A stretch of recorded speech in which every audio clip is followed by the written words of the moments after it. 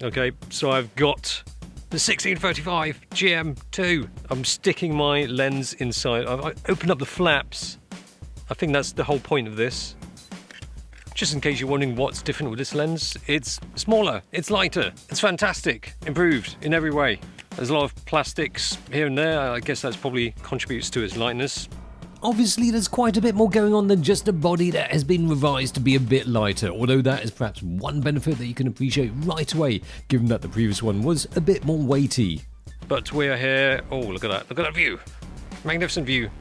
I'm just pretending that we haven't seen that view already because this is the third video. It's not my problem, they're releasing 3 products on the same day. I can't make it into one long video, well I could, but I have got sponsors. This video is sponsored by, let's see, Squarespace. Voiceover. Good stuff. Yes, absolutely good stuff. You want to set up a website, online store, even just a domain. Simple setup with 24/7 customer service and many, many lush looking templates to make getting started with a slick looking website that much quicker. Links in description down below. Oh yeah, so 1635, hey, look at that. As I mentioned in a recent video, ultra wide angles, zooms are one of my favourite lenses ever. They're just very useful. For scenery, the focal ranges are just very useful to have. But I can't help not mention the size and weight again. It's astonishing. And one of my favourite lenses before was the Canon 1740 f4.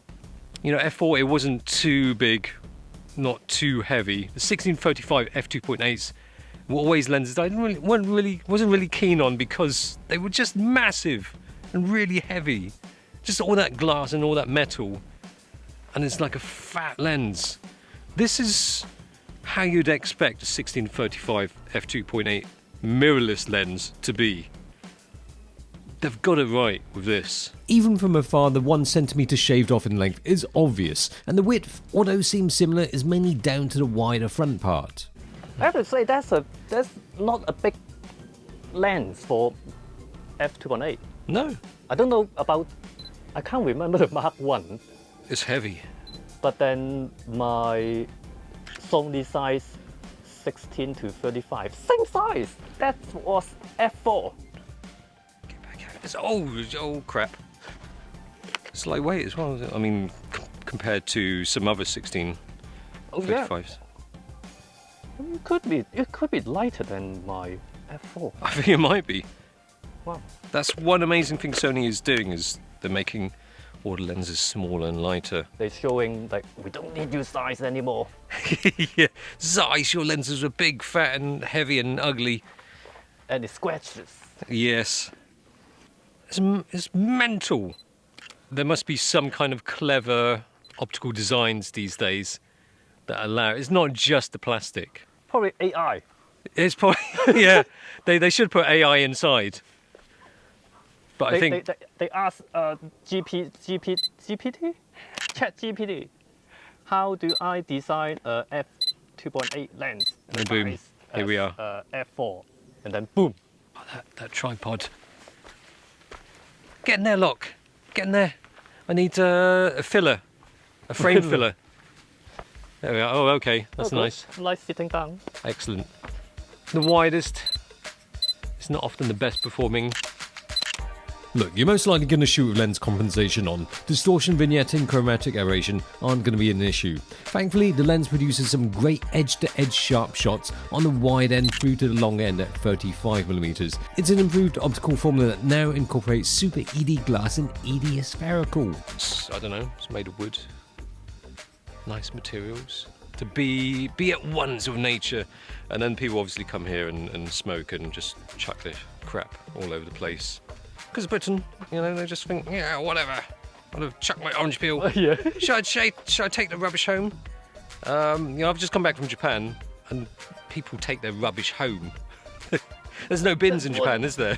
Yeah. It's like, take your rubbish home. I mean, I don't. You mean even in the city? Yes. I mean, in the wild, yeah. of course you should. Yeah.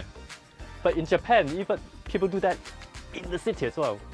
No litter dropped here, just a class lens. It's got a couple focus hold buttons, an aperture ring, D-click switch, iris lock and XD linear motors for fast focusing. It's a properly well-spec'd lens for photo enthusiasts, and yes, for the social media peeps and vloggers this will most likely appeal to also. You should update your Instagram more, Lock. Here you go. I mean, it does a fantastic job of focusing. Well, I mean, the subject isn't exactly moving very fast in a minute. It's not very testing. Yeah, he's still alive. The GM2 keeps flaring very low, and Bokeh, while not incredibly smooth, is not distracting and doesn't become prominent at all. And this is probably the lens you'd want to get because you can take selfies, which is what I'm going to do now. I'm going to get some Instagram moments. See, somebody's left an apple core there. They're probably going to say, "Oh, it's because it's natural, it's nature." No, Doesn't work like that, guys. no. It takes time to decompose. I hope you fall on your apple core and it goes up your bottom, guys. That's quite some trick. There's something to put on your resume. I've worked for KPMG and I also know how to put an apple core fully up my backside, all the way. Plus, it grew an apple tree inside my bumhole. With that image in mind, it's got Locke's voice all wobbly like. Oh, look how the tilty screen flip screen so useful. You sounded a little bit like an old lady there. So, oh, oh. What's a really good Instagram pose? 10 seconds is too much. That is the Instagram pose of right now if Jackie Chan was in trend. Whatever photography you're into, it produces nice, sharp, crisp results. It picks out those details nicely but can work well with portraits too.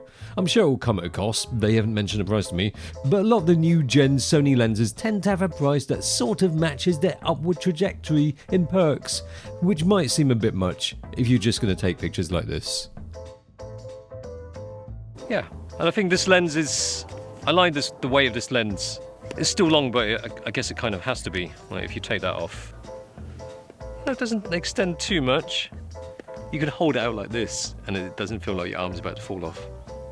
Wide enough, because it uses an 82mm filter, so the front bit is quite wide. But then you see the rest of it, it's quite reasonable. Yes, it is. It's just the ideal lens for your stills and video needs. I think even for a 1635, even when you compare this to your lens right there, the Panasonic 2060, I think it's not too different in size. But I think the weight of this is good, especially when it doesn't extend too far. And if you want to use this on the gimbal, you don't want it something that's so front heavy. This is going to be good on the gimbal. Of course, if we were proper reviewers, we would have a gimbal and test that out, but we're not. There's a lot to like about this lens.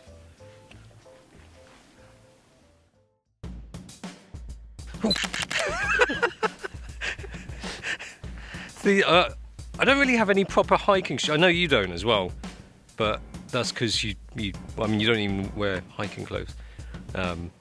What kind of hiking we did? Just walk from there. Shh, they don't need to know it. They don't need to know it. But these... Oh, shit. These shoes are about as good as yours, I think, for hiking. But these shoes, I don't know if you remember, I wore these in Taiwan when we went to the beach. Really? It's the same one? Yeah. And then the tide was coming up, do you remember? Yeah. I was like, shit. Shit. What are we doing?